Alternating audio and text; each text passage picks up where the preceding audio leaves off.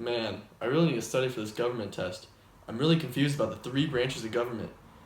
I know. Maybe I should call someone for help. I'll call David. He should know.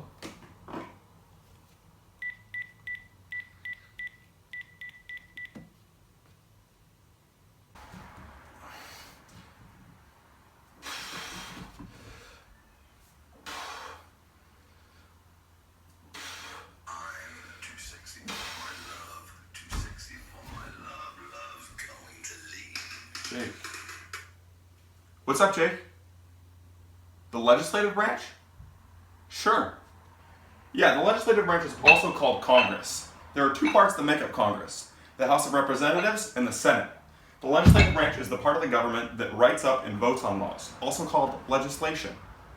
Other powers of the Congress include declaring war, confirming presidential appointments for groups like the Supreme Court and the Cabinet, and investigating power. There are 435 total representatives in the House, and each state has a different number of representatives depending on the total population of the state. States with more people get more representatives. Representatives are elected every 2 years. They must be at least 25. They have to have been at least a U.S. citizen for at least 7 years, and they have to live in the state they represent. The Speaker of the House is the leader of the House of Representatives. Sorry, Jake. The House elects the member that they want to be their leader. The Speaker is the third in line in succession of the President. So the Senate has 100 members. Each state has 2 senators. Senators are elected every 6 years. Yeah, I know, crazy, huh? To become a senator, a person must be at least 30 years old. Kind of old, right? Have you been a U.S. citizen for at least 9 years? Well, you'd have to be if you wanted to be in Senate. And you must live in the state that you represent. Okay. Alright, David. Thank you so much. Yeah. You're welcome. Alright, I'll talk to you later. Good luck on that test. Bye.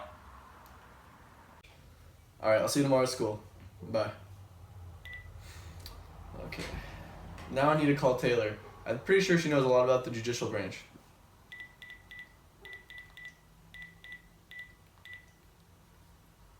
Oh, hey, Taylor. Hey, Jake. Hey, can you help me out with the Judicial Branch? I have a big test tomorrow. Sure. So the judicial branch of government is made up of the court system, and the Supreme Court is the highest court in the land.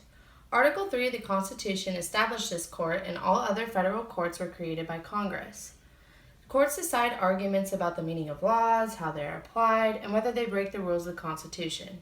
The Supreme Court is the highest court in the United States, and it hears cases that have made their way through the court system, but only about 80 to 100 cases are actually accepted. Once a Supreme Court makes a decision, it can only be changed by another Supreme Court decision or by amending the Constitution. This is a very important power that can affect the lives of a lot of people. Also, since the main power of the Supreme Court is to decide cases that challenge the Constitution, the court must decide if the case they receive really challenges the Constitution. The Supreme Court is made up of 9 justices. One of these is the Chief Justice. They are appointed by the President and must be approved by the Senate. Justices have their jobs for life unless they resign, retire, or are impeached by the House and convicted by the Senate.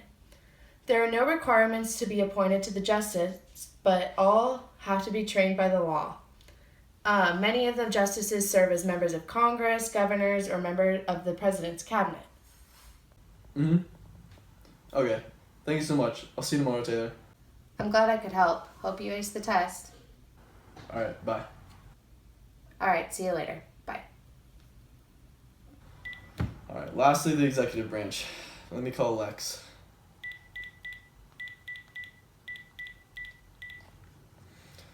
Hey, I'm almost done studying for Gov. What do I need to know about the executive branch? Yeah, I just got home from practice, so I can help you out. So the executive branch deals with the president, and it's all written out in the Constitution. The president has 8 main titles. He's the chief of state, chief executive, chief administrator, chief diplomat, commander-in-chief, chief legislator, chief of party, and chief citizen. So he withholds the most power in the government, and he's the most important person. His main powers are that he has direct and immediate control of the military. He makes executive orders through the ordinance power, and he has the power to refuse and to disclose information to federal courts or to Congress. And the Constitution states that in order to become president, you must be at least 35 years old, you have to be a natural born citizen of the U.S., and you have to be a resident in the United States for at least 14 years. And the second part of the executive branch deals with the vice president. And the vice president's main role is basically he's just the president in waiting.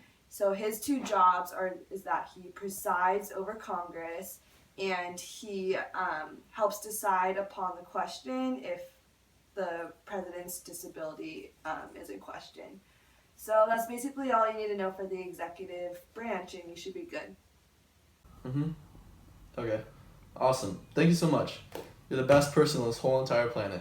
I don't know what I'd do without you. You're even smarter than Mr. Brown. Okay, I think I'm pretty confident for this test now. Jake, here's your test. You did so well on it, 100%, A+. Good job.